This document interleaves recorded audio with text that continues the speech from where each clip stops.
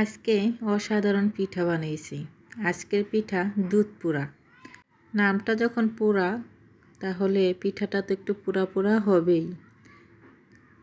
উপরটা পুরা হলে কি হবে, ভেতরটা নরম সফট। আর ঘ্রাণটা কি আর বলবো, মুখে দিলেই মিলিয়ে যাচ্ছে। আসসালামু আলাইকুম, বৃষ্টি ব্লগ অ্যান্ড রেসিপি থেকে আমি বৃষ্টি বলছি। সবাই কেমন আছেন? আশা করি নিশ্চয়ই ভালো আছেন। আমি আলহামদুলিল্লাহ ভালো আছি। আজকে রেসিপি হলো দুধ পোড়া পিঠা। তো হাফ কেজি দুধ নিয়েছি, মানুষ দুইজনের জন্য পিঠা বানাবো। তো অল্প করেই দুধ নিয়েছি।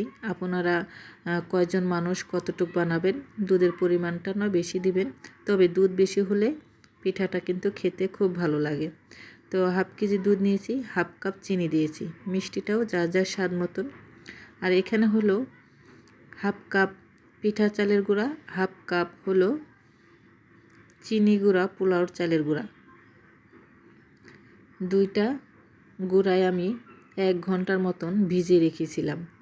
তো ভালো করে গুলিয়ে এখন দুধের মধ্যে দিয়ে দিচ্ছি আর নাড়তেছি। এখন কিন্তু দুধ নাড়া বন্ধ করা যাবে না, তা না হলে কিন্তু নিচটা লেগে যাবে। তো আমি সবটুকু চালের গুঁড়া দিয়ে দিলাম। আর চুলার আঁচটা মিডিয়ামে রাখতে হবে, একদম হাইও না একদম লোতেও না। এখন শুধু জাল দিতেই হবে। এখন দিয়ে দিলাম নারকেল কুড়া।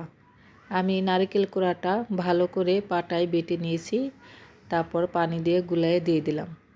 কি সুন্দর সাদা ধবধবে হয়েছে দেখেন। সারাক্ষণ নাড়তেই হবে, নাড়া একদমই বন্ধ করা যাবে না। এখন দিয়ে দিচ্ছি তেল। চাইলে এখানে ঘিও দিতে পারেন, ঘি দিলে ঘির ঘ্রাণটা খুব ভালো হয়। তো আমার ঘরে ঘি ছিল না, আমি সয়াবিন তেল দিয়ে দিলাম, কোনো ব্যাপার না। তো এখন দিয়ে দিচ্ছি কাঠবাদাম আর কাজু বাদাম কুচি।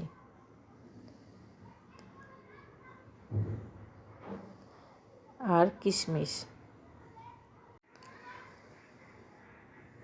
ভালো করে মিশিয়ে নিচ্ছি। আর নিচ দিয়ে কিন্তু বারবারে দেখছিলাম লেগে যাচ্ছে কিনা, আমার কিন্তু একদম লাগেনি। দেখেন নিচ দিয়ে কিন্তু লাগেনি। আমি চিনি দিয়ে ভালো করে নিচেরটা নাড়া দিচ্ছিলাম। আমার কিন্তু হয়ে গেছে। একটা বাটিতে ঢেলে নিচ্ছি। তো আমি এই বুলের মধ্যে দিয়ে দিচ্ছি। 4 কোনা বুলে দিলে ডিজাইনটা একটু সুন্দর হয়। গোল বাটিতে ঢাললেও হবে, কোনো ব্যাপার না, গোল হবে।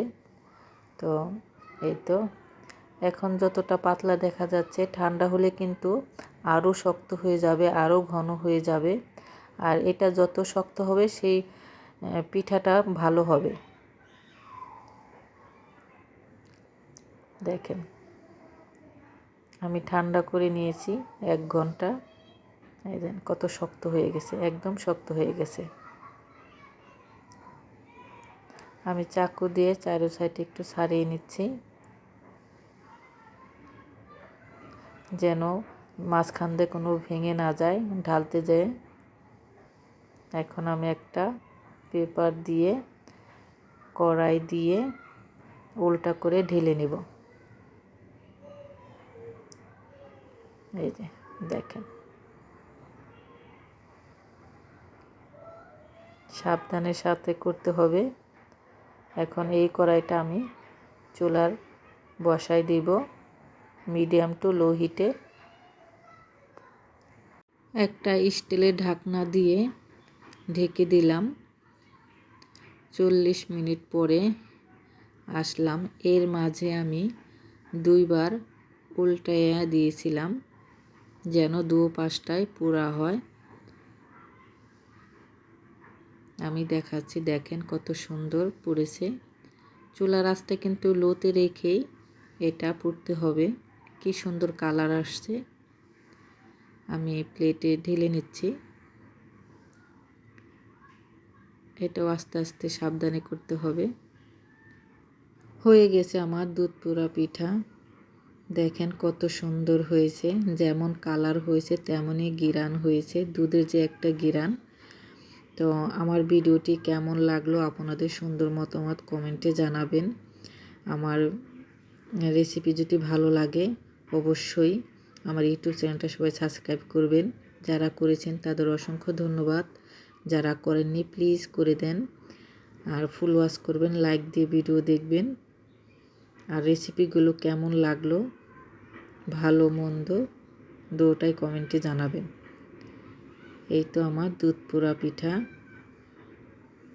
উপরটা একটু শক্ত আর ভিতরে কিন্তু খুবই সফট নরম, খেতে কিন্তু অনেক মজা হয়েছে। ভেতরে কাঠবাদাম, কাজু বাদাম, কিশমিশ, দারুণ দারুণ লাগছে। তো একটা ভেঙে দেখাচ্ছি কেমন হয়েছে।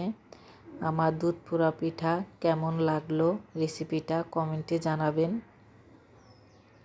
আর এমন সুন্দর সুন্দর রেসিপি পেতে আমার ইউটিউব চ্যানেলটা সবাই সাবস্ক্রাইব করবেন।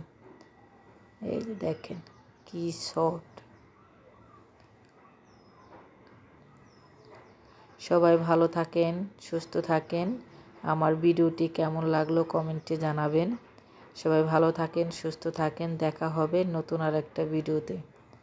এরপর সবার জন্য শুভকামনা রইল। আল্লাহ হাফেজ।